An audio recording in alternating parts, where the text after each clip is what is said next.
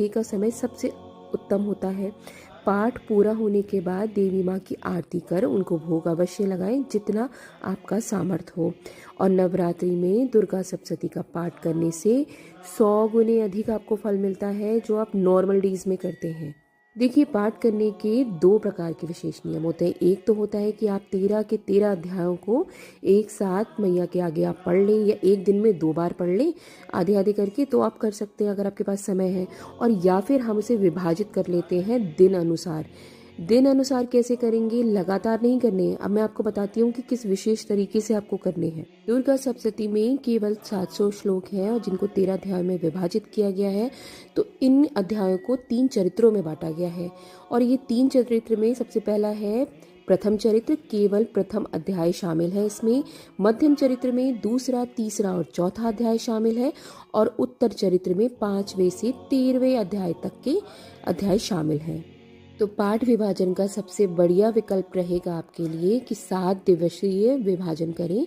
पहले दिन आपको प्रथम अध्याय पढ़ना है, दूसरे दिन दूसरा अध्याय, तीसरे दिन तीसरा अध्याय और चौथे दिन चौथा पढ़ लिया आपने। अब 5वें दिन आपको 5वां और छठा अध्याय पढ़ लेना है। ध्यान से सुनिएगा, 5वें दिन 5वां और छठा दोनों पढ़ने हैं। छठे दिन 7वां और 8वां अध्याय पढ़ना है और 7वें दिन 9वें से 13वां अध्याय आपको कंप्लीट कर लेना है।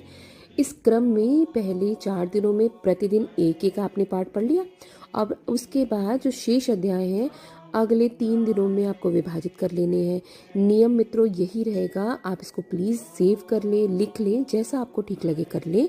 दूसरा ऑप्शन ये रहेगा विभाजन का कि पहले दिन तो पहला चरित्र आपने पढ़ लिया, दूसरे दिन मध्यम चरित्र यानी कि दूसरा, तीसरा, चौथा पढ़ लिया और तीसरे दिन उत्तर चरित्र का पाठ कर लेंगे, यानी 5वें से 13वें अध्याय का पाठ आप कर लेंगे लगातार और फिर रिपीट करते रहेंगे इसको आगे के आने वाले दिनों तक। तो एक महत्वपूर्ण चीज़ आप कभी मत भूलिएगा कि शापोद्धार आपको ज़रूर करना है। पाठ से पूर्व कवच, अर्गला और कीलक स्त्रोत का पाठ करके, जिससे मंत्रों का जो है शाप निवारण हो जाए।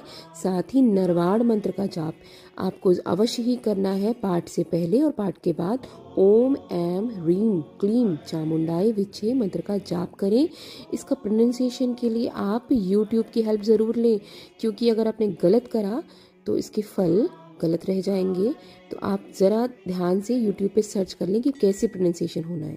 तो नव वर्ष आपके लिए ढेर सारी खुशियाँ लाए, मैया आप पे कृपा बरसाएं। वीडियो कैसी लगी कमेंट में ज़रूर बताएं। जय श्री राम, जय माता।